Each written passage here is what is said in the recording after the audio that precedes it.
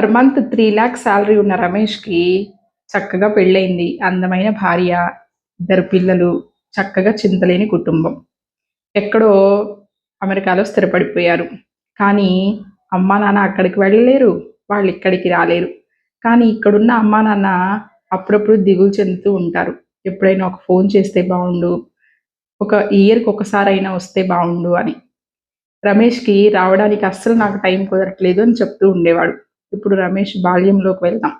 రమేష్ బాల్యంలో వాళ్ళ పేరెంట్స్ ఎప్పుడు కూడా "నువ్వు అమెరికాలో వెళ్ళాలి, ఇతర దేశాల్లో వెళ్ళాలి, ఐఐటీలు చదువుకోవాలి, సాఫ్ట్‌వేర్‌లో స్థిరపడాలి, దానికి ఎక్కువ సాలరీ ఉంటాయి." ఇలా తన బ్రెయిన్ అంతా మనీ చుట్టూ తిరిగేలాగే పెంచారు. మనీ యొక్క ఇంపార్టెన్స్ చెప్తూ అది జీవితానికి ఎంత అవసరమో పెంచారు గానీ, ఎమోషనల్ బాండింగ్‌తో పెంచలేదు.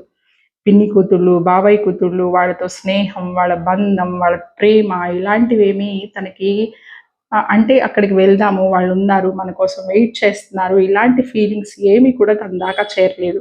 అలాంటప్పుడు తను ఒక మెషిన్ లాగా డబ్బు కోసం పనిచేయడం మాత్రమే అలవాటు చేసుకున్నాడు. ఇప్పుడు ఈ విషయంలో తప్పెవరిది? పేరెంట్స్‌దా? పిల్లోడిదా? ఇప్పుడు వీళ్ళిక్కడుండి ఒకసారన్నా ఫోను చేయలేదు, ఇయర్‌కి ఒకసారన్నా రావట్లేదు అని బాధపడితే థాంక్ యూ.